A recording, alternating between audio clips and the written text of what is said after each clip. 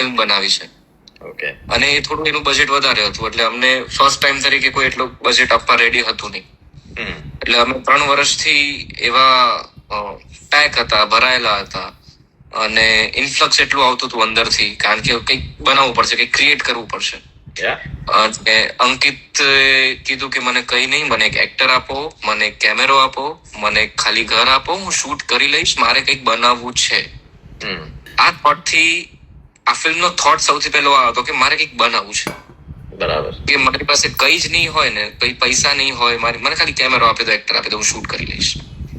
એ thought થી આખી ટીમને વાત એને રજૂ કરી, અને ધીમે ધીમે ધીમે ધીમે આપણે જેમ સ્ટોરી ડેવલપ કરતા જઈએ એમ ધીમે ધીમે એવું સ્ટોરીમાં એવું આવ્યું કે ભાઈ ભગવાન આવે તો, એટલે આપણને બધાને હોય એવું કે આ સિચ્યુએશનમાં ભગવાન આવે તો એ શું કરે.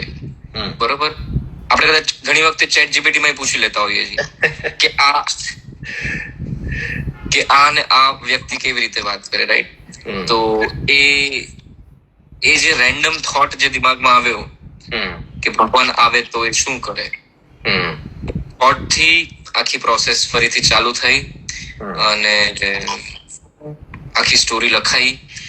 અને મને ત્યાં સુધી નહોતી ખબર કે હું આ ફિલ્મમાં પાર્ટ છું. ઓકે. પછી અંકિતે કીધું કે ભગવાન નું, કૃષ્ણ નું કેરેક્ટર તારે પ્લે કરવાનું છે. એટલે I was like okay, but are you sure, એમ તું વિચારી લે, એમ, કારણ કે ભગવાન શ્રી કૃષ્ણ નું character it's very difficult character. સૌથી પહેલા તો તમને કોઈ એવું કહે ને કે ભગવાન નું કેરેક્ટર કરવાનું, એમાં કૃષ્ણ નું કેરેક્ટર કરવાનું છે, એટલે મારા જેવો માણસ તો એ કદાચ સ્વીકારી જ ના શકે, કારણ કે I was very under confident. હજુ પણ કંઈક ને કંઈક રીતે હું છું એઝ એન એક્ટર, બટ એની પાસે કોઈ ઓપ્શન નતો, અને હું એટલો પણ બિઝી પણ નહોતો કે ભાઈ મારે બીજા કામ હોય, એટલે અમે બધા નવરા હતા. અને હવે નથી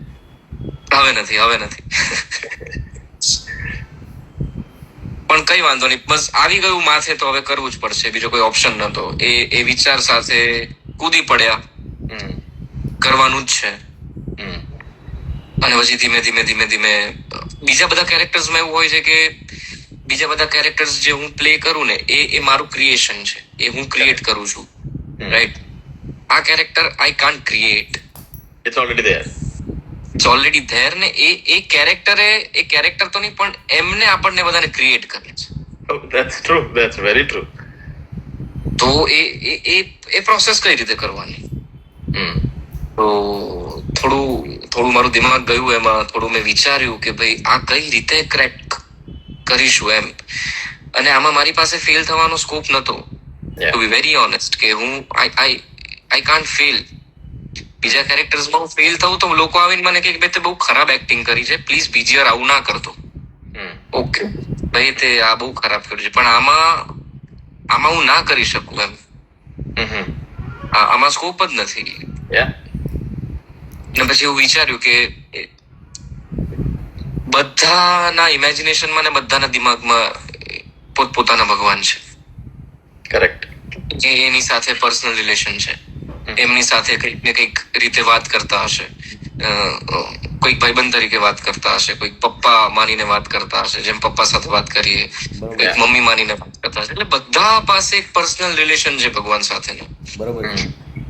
એટલે મેં એવું ટ્રાય કર્યું કે ભાઈ હું મારી અંદર જે ભગવાન રહેલા છે, જે ફિલ્મનો લાસ્ટ એક થોટ પણ છે કે ભાઈ ભગવાન આપણી અંદર છે, આપણી અંદર જે મારી અંદર ભગવાન છે એ કોણ છે અને એ કેવા છે, એ કદાચ મારામાં રિફ્લેક્ટ થશે. કરેક્ટ. હું મારી અંદર ના ભગવાનને જો હું એન્હાન્સ કરીશ તો એ મારા બોડીમાં અને મારા વોઇસમાં કે મારા જેસ્ચરમાં રિફ્લેક્ટ થશે. એના પર ફોકસ કર્યું. બીજી વસ્તુ એ કે એ લાલા માટે આવેલા ફિલ્મમાં, તો એ લાલાના ભગવાન છે, તો લાલો જે લેંગ્વેજમાં વાત કરશે, લાલો જે લેંગ્વેજમાં સમજશે એ ભાષા બોલતા થયા. કરેક્ટ. અને એને મિત્રની જરૂર હતી તો એ મિત્ર બનીને આવ્યા. That's right. અને બીજી થર્ડ જે મને સૌથી વધારે ગમે છે આ ફિલ્મમાં.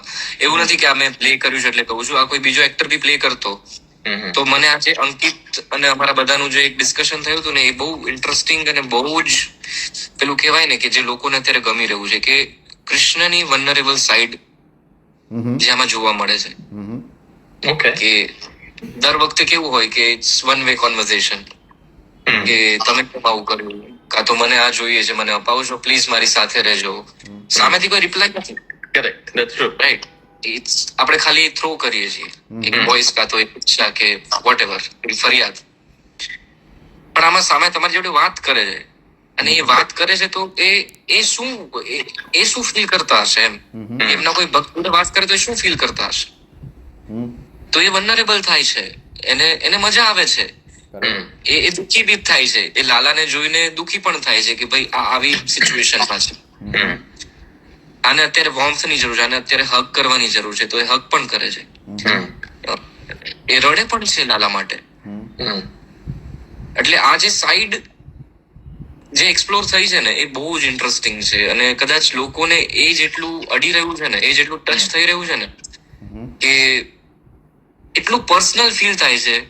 That's very અત્યાર સુધી ફિલ્મ જોઈને ઘણા લોકોએ મને કીધું કે ફિલ્મ પહેલા એવું લાગતું હતું કે યાર ભગવાનને આપણે એટલા ઉપર મૂકી દીધા છે ને, ઇટ્સ વેરી ડિફિકલ્ટ કે ભાઈ મારે કોન્ટેક્ટ કઈ રીતે કરવો, મારે વાત કઈ રીતે કરવી. અને on that note as well, કારણ કે જો તમે એટલા બધા ઉપર મૂકી દો, તમે પહોંચો કેવી રીતે? એ જ. પણ આ ફિલ્મ જોઈને લોકો એવું માને છે કે ભાઈ it's very easy. Yeah, it's very easy to reach it. And one of the